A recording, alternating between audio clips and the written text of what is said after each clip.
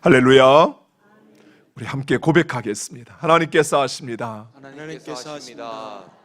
한 번 더 고백하겠습니다. 기대가 됩니다. 기대가 됩니다.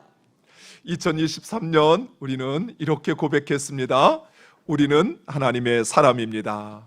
우리는 하나님의 사람입니다. 할렐루야.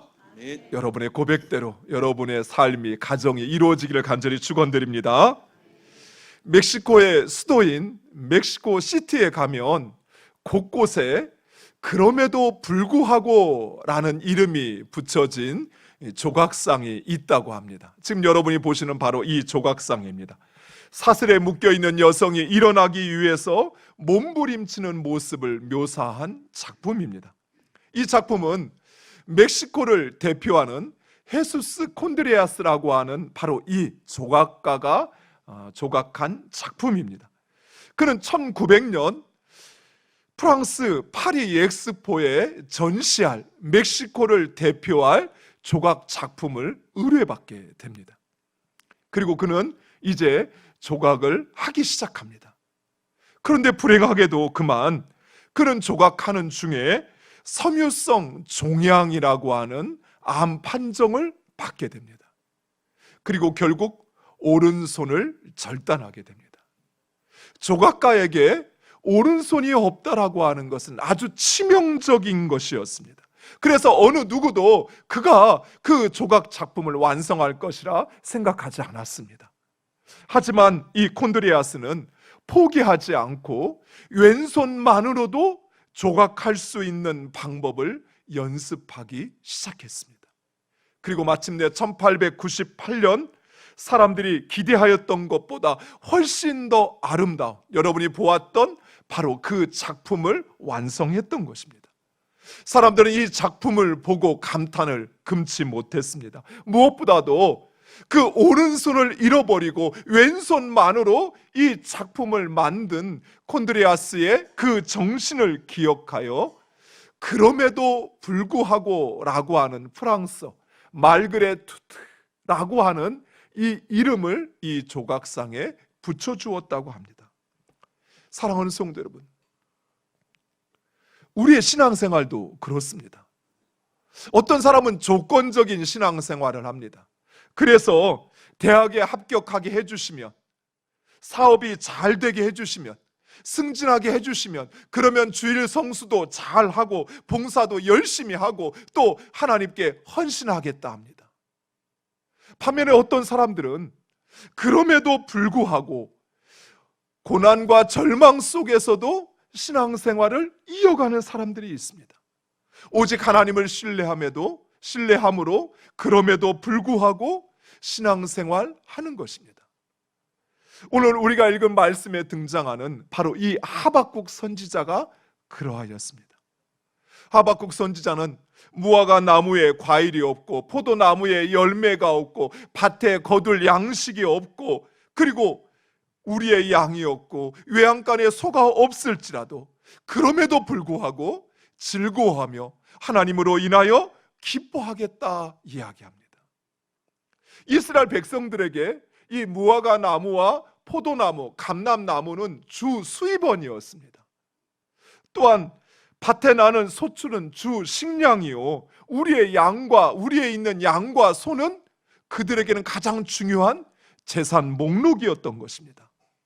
그런데 이 모든 것이 없다라고 하는 것은 세상의 모든 즐거움과 소망이 끊어졌다는 것입니다. 그런데 하박국 선지자는 세상의 모든 소망이 끊어졌음에도 불구하고 즐거워하고 기뻐하겠다 하는 것입니다. 물론 하박국 선지자 역시 그 절망과 고통이 찾아왔을 때 처음부터 이처럼 기뻐하고 즐거워했던 것은 아니었습니다. 그렇다면 어떻게 불평과 원망을 해도 모자랄 판국에 즐거워하고 기뻐할 수 있었을까요? 오늘 그 이유를 함께 살펴보고자 합니다.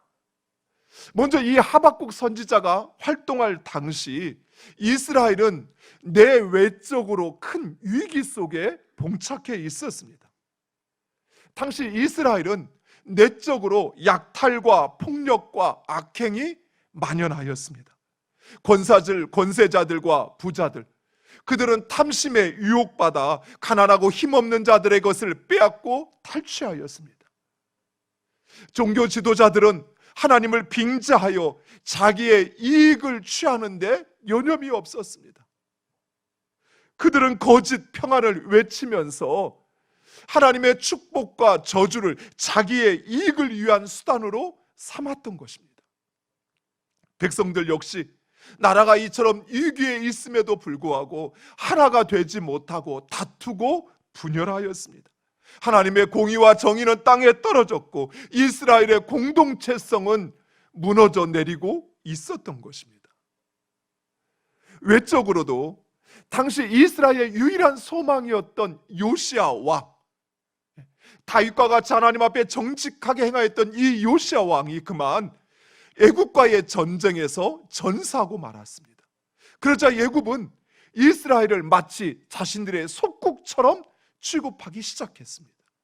또한 아수르를 무너뜨리고 그리고 북이스라엘을 점령한 바벨론은 이제 남은 남유다를 정복하기 위하여 호시탐탐 누리고 있었던 것입니다. 이스라엘은 마치 백척간두의 상황에 놓여 있었던 것입니다. 그런데 이보다 더 심각한 문제가 있었습니다. 그것은 바로 이런 현실에 대하여 전능하신 하나님, 그 하나님께서 침묵하고 계시다는 것입니다. 이스라엘의 하나님, 공의의 하나님, 그런데 이스라엘은 지금 악인이 득세를 하고 있고 그 정체성을 잃어버리고 나라가 무너질 위기 가운데 있는데 하나님은 그저 지켜만 보고 계셨던 것입니다. 하박국 선지자는 이런 상황이 이해되지 않았습니다. 하나님께서 선택하신 선민 이스라엘이 사악하고 우상을 숭배하는 그 이방 민족에게 위협당하는 현실이 이해가 되지 않았습니다. 하나님의 말씀대로 살려고 하는 의인들이 악인들에 의하여 고통당하는 그 현실이 이해되지 않았습니다. 그래서 하박국 선지자는 하나님을 향하여 이렇게 불평합니다. 하박국서 1장 13절 말씀, 우리 화면을 보고 함께 읽겠습니다. 주께서는 눈이 정결하심으로 악을 참아 보지 못하시며 폐악을 참아 보지 못하시거늘 어찌하여 거짓된 자들을 방관하시며 악인이 자기보다 의로운 사람을 삼키는데도 잠잠하시나이까. 아멘. 심지어 하박국 선지자는 우리를 왜 벌레 취급하십니까? 하고 따져 묻습니다. 14절에 주께서 어찌하여 사람을 바다에 고기 같게 하시며 다스린 자 없는 벌레 같게 하시나이까. 물론 하박국 선지자가 이렇게 말하는 것은 하나님에 대한 불신, 하나님에 대한 그 믿지 못함 때문에 원망하고 불평하는 것은 아니었습니다. 오히려 하박국 선지자는 그 누구보다도 하나님을 신뢰하였습니다. 그러나 그 눈에 보이는 이 불의하고 악한, 불합리한 이 현실을 방관하시는 듯한 그 하나님의 뜻과 계획이 무엇인지 알고 싶었던 것입니다. 사랑하는 성도 여러분, 우리들도 종종 이런 상황을 맞닥뜨리곤 합니다. 주위를 살펴보면 하나님을 섬기며 말씀대로 살려고 하는 사람들은 하루하루를 힘겨운 삶을 살아가는데 편법과 불법을 서슴지 않는 사람들, 아무렇지 않게 남을 속이며 거짓과 위선을 밥 먹듯이 하는 사람들, 또 하나님을 섬기지도 않는 그들은 너무나도 잘 나갑니다. 그들이 하는 일은 마치 누군가 도와주는 것처럼 형통합니다. 더욱이 그들은 그들의 이룬 그것이 마치 자신들이 이룬 양 오만하기까지 합니다. 이런 불합리한 현실이 하나님의 말씀대로 정직하게 선하게 살려고 하는 우리들에게는 억울하게 느껴지는 것이지, 나만 이렇게 살고 있는 것은 아닌지 화가 나고 절망하게 되는 것입니다. 하박국 선지자 역시 그러했습니다. 누구보다도 하나님의 공의와 정의가 이루어지기를 간절히 바라는 하박국 선지자. 그는 마치 약육강식의 세상 가운데 혼자 덩그러니 놓여 있는 듯한 그런 외로움과 두려움에 휩싸였던 것입니다. 하나님은 이런 하박국 선지자에게 두 가지 하나님의 계획을 알게 하십니다. 그 첫 번째는 하나님의 말씀은 비록 더딜지라도 반드시 이루어진다는 사실입니다. 2장 3절 말씀 이렇게 이야기합니다. 우리 화면을 보고 함께 읽겠습니다.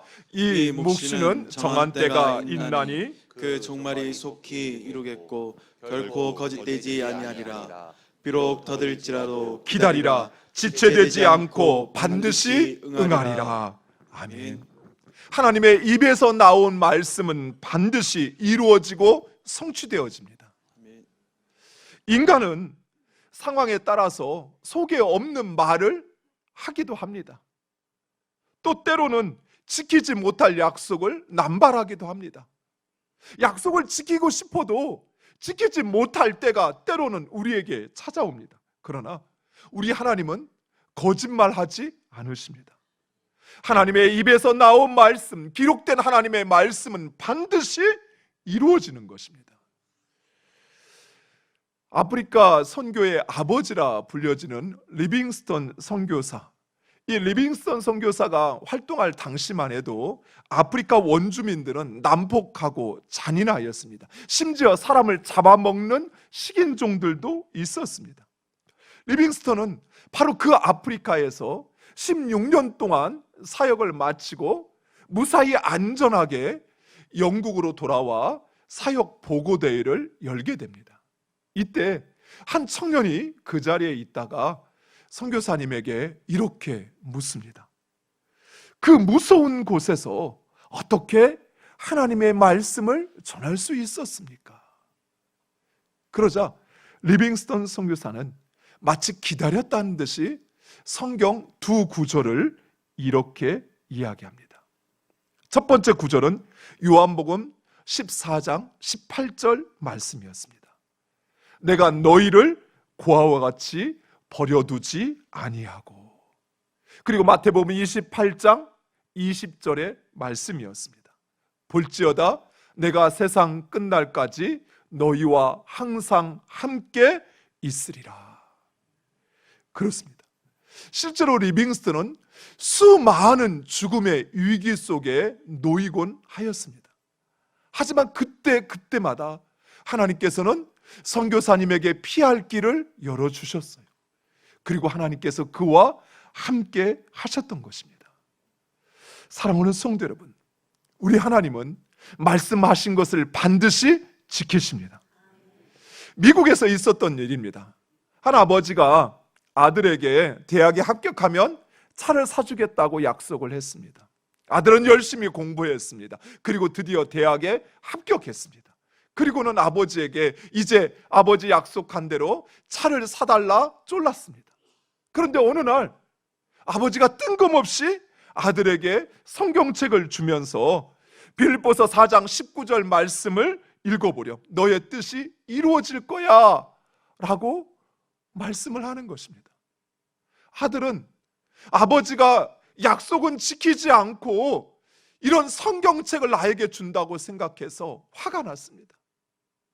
그래서 집을 떠나 학교 주변에 하숙집을 구하고 대학 생활 4년 내내 집에 가지 않고 하숙집에서 생활을 하게 됩니다. 아버지를 원망하고 불평하면서 하루하루를 보냈습니다.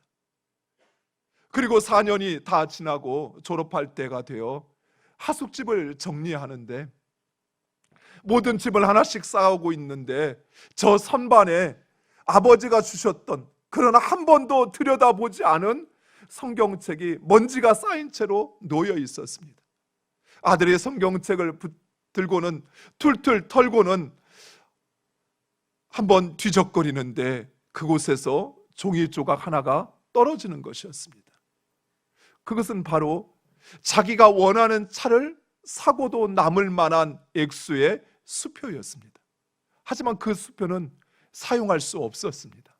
기한이 지나버린 것입니다. 그제서야 아들은 아버지의 마음을 깨닫고 아버지가 그때 말씀하셨던 빌립보서 4장 19절의 말씀을 찾아 읽게 됩니다.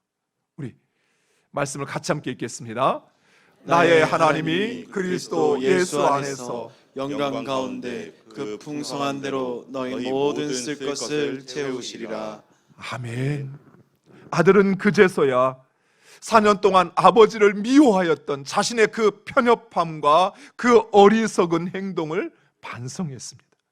그리고 그 집에 돌아왔을 때 그 집 앞에는 자신이 원하는 바로 그 차가 세워져 있었습니다. 아버지는 아들이 그 수표를 사용하지 않자 아들이 돌아오면 주려고 그 아들이 원하는 차를 사놓고 기다리고 있었던 것입니다. 그제서야 이 아들은 아버지를 얼싸안고 용서와 사랑의 눈물을 흘리게 됩니다. 사랑하는 성도 여러분, 이처럼 인간도 자기 자식을 사랑하며 그 약속을 지키는 것처럼 신실하신 우리의 아버지 하나님, 그 하나님은 반드시 약속하신 것을 지키십니다. 때로는 우리가 원하는 기대와 우리의 생각과 다를 수 있습니다. 우리가 원하는 때, 우리가 원하는 방법이 아닐 수 있습니다. 그러나 하나님의 말씀은 반드시 이루어집니다. 따라서 우리는 신실하신 그 하나님의 약속의 말씀, 그것을 읽고 그것을 듣고 그리고 그 말씀을 순종해야 합니다. 사랑하는 성도 여러분, 성경은 누누이 하나님의 말씀을 읽고 듣고 그것을 지키는 자가 복이 있다 말씀합니다. 나는 복이 없는 사람이야. 나에게는 왜 하나님께서 내가 원하는 거 들어주지 않을까? 여러분 생각하신다면 마치 그 어리석은 아들처럼 자기 약속을 들어주지 않는 아버지의 원망 속에 그 성경책을 선반에 놓고 먼지를 쌓아놓고 있는 그 아들처럼 하나님께서 내 약속, 그 말씀을 나에게 지키지 않는다 생각되거든 하나님의 말씀을 찾아 읽으시기 바랍니다. 그리고 듣고 그 말씀을 지키시기 바랍니다. 두 번째로 하나님은 하박국 선지자에게 세상 가운데 이루어지는 그 모든 일은 하나님의 뜻과 다스림 가운데 있다는 사실을 말씀합니다. 우리 2장 13절 말씀 화면을 보고 함께 읽겠습니다. 민족들이 불탈 것으로 수고하는 것과 나라들이 헛된 일로 피곤하게 되는 것이 만군의 여호와께로 말미암음이 아니냐. 아멘. 시편 시인은 이렇게 고백합니다. 시편 103편 19절 제가 읽겠습니다. 여호와께서 그의 보좌를 하늘에 세우시고 그의 왕권으로 만유를 다스리시도다. 아멘. 하박국 선지자는 악인이 득세하고 그리고 이방 민족이 이스라엘의 그 운명을 위협하는 그 현실로 인하여 혼란스러웠습니다. 왜냐하면 공의로우신 하나님, 이스라엘 하나님, 그분이 분명 살아계시다면 결코 악인이 득세할 수 없으며 그 사악한 우상을 숭배하는 이방 민족이 이스라엘을 무너뜨릴 수 없다 생각했기 때문입니다. 그런데 현실은 그렇지 않았습니다. 그래서 하박국 선지자는 이 불합리한 현실로 인하여 그만 역사의 주관자 되시는 하나님, 그 하나님을 잃어버리고 말았던 것입니다.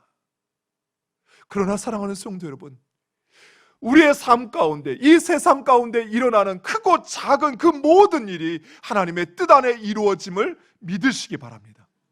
우리의 생사화복도, 만물이 살고 죽는 것도, 나라가 세워지고 멸망하는 것도 오직 하나님의 섭리와 계획 가운데 이루어지는 것입니다. 바꾸어 말하면 모든 일의 배후에는 하나님이 계시다는 것입니다. 세상은 여전히 악인이 득세하고 있습니다. 이방 민족이 이스라엘을 위협하고 있습니다. 그러나 하나님의 말씀이 반드시 이루어짐을 확신했던 하박국 선지자, 그리고 이 세상에 일어나는 그 모든 일들이 오직 하나님의 뜻 가운데 이루어진다는 사실을 확신한 하박국 선지자. 그는 더 이상 불평하지도 원망하지도 않습니다. 그는 여호와 하나님을 노래합니다. 비록 무화과 나무가 무성하지 못하며 포도나무에 열매가 없으며 감람나무에 소출이 없으며 밭에 먹을 것이 없으며 우리의 양이 없으며 외양간에 소가 없을지라도 나는 여호와로 말미암아 즐거워하며 나의 구원의 하나님으로 말미암아 기뻐하리로다. 사랑하는 성도 여러분, 하박국 선지자의 이 노래가 여러분의 노래가 되시기를 간절히 축원드립니다. 우리의 현실이 불공정하고 불공평할 수 있습니다. 또한 세상은 우리의 의도나 우리의 그 과정의 노력보다도 결과를 중시합니다. 그래서 우리의 그 진심과 우리의 의도가 무시당하고 비난당할 수 있습니다. 물론 사람들에게 인정받으려고 보여주려고 하는 것은 아니지만 오히려 사람들에게 외면당하고 상처받을 수 있습니다. 그러나 세상을 주관하시는 분, 그분은 공의로우신 하나님이시며 그리고 그 하나님께서 반드시 심판하십니다. 그리고 그 하나님의 말씀은 반드시 이루어짐을 믿으시고 그 말씀에 순종하는 여러분 되시기를 축원드립니다. 오직 의인은 믿음으로 말미암아 삽니다. 기도하겠습니다. 아버지 하나님,